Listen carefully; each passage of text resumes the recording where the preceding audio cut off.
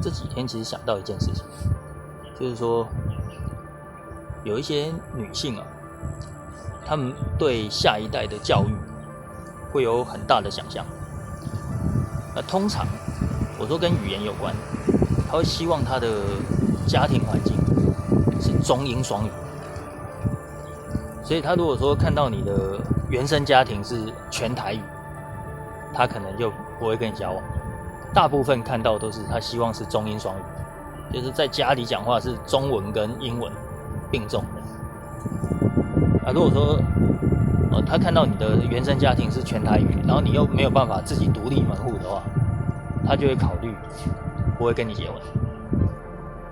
所以才有很多那个新婚夫妻他们会去移民去海外，他就是有那个环境。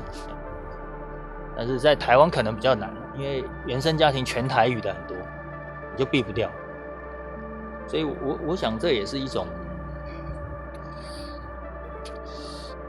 对未来的一个期盼，但是就是很难。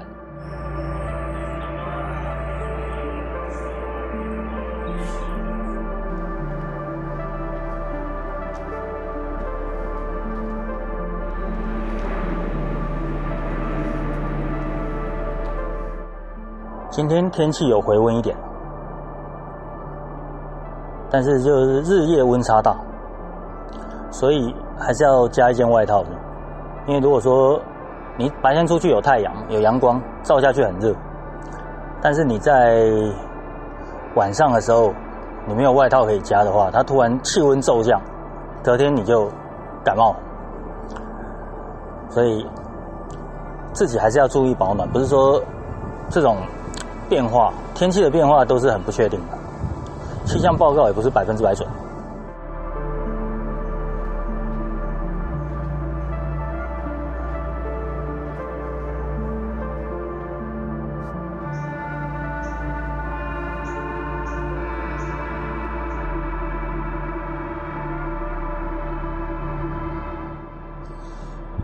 住台湾的人生活很难，因为主要是房子贵，所以你没有一个安居乐业的这个模式。怎么说呢？就是说，像我看的有一些网络的影片，他到国外去，他们有的甚至是全家一起去了，然后他们到那边都是租房子。有些房子它在市中心也很贵，像有一些在加拿大，他住那个公寓叫 apartment， 他不是住 house， 不是住独栋，他也是那种公寓三房的，他租到8万台币，一个月租8万。那为什么他们可以租？就是他的所得比较高。然后他扣除这个房子之后，他还有生活，还可以那个生活还过得去这样。主要是他们的小朋友，大部分的那个国家，他有一些比较福利比较好的国家，他小朋友是不用花什么钱。像美国，他是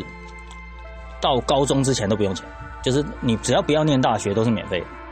虽然他税课的比较重，但是他至少有相对的福利给他的住在那边的公民。那台湾因为没有，对，就是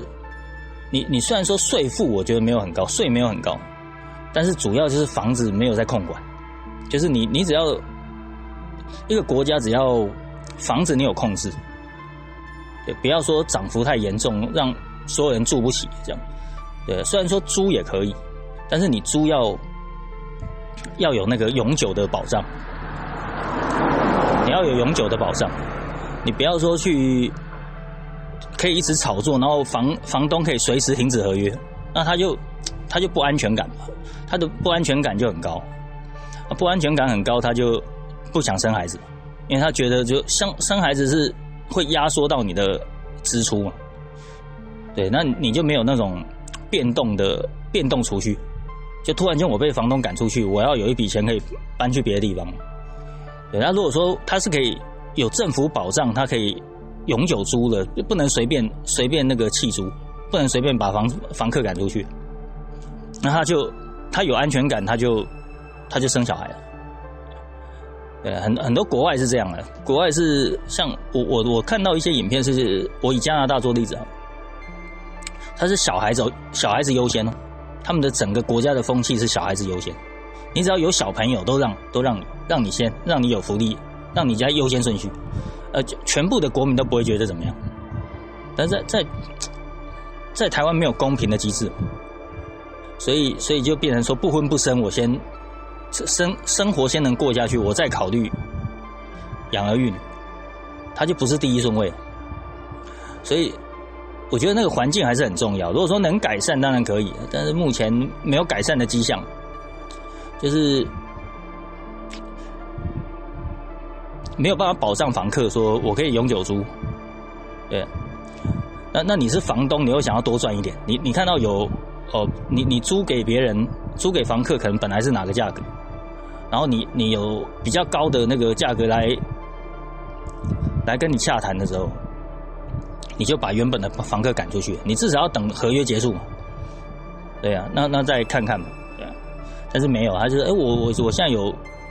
比较愿意出比较高价格的人来洽谈的话，我就把这个赶出去。对，那房客没有保障。对，甚至有的国家是这个房客跟你租长约，然后合约结束的时候，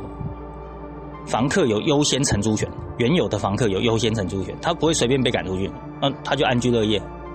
对啊，所以可以想想看这个整个的制度是怎么改善，否则就每个都要出国。对就是国外比较好啊，不然谁要出国？对，我的从小到大，如果说生长在哪个地方，谁要去别的国家再重新适应，重新开始？对，你年纪越大出去，他当然适应力就越差。对，越年轻适应力越好。对，那可能在这个语言或生活习惯上，因为越年轻他还没定型，他就比较多机会可以适应。越年纪越大，他已经习惯了他的母国，他怎么样再重新适应的话，他就要花很大的力气，甚至有的惜家带眷，花更大的力气。那为什么他们要离开？你要想想看，就是原本的环境不好，过得好谁要离开呢？是不是？想想看。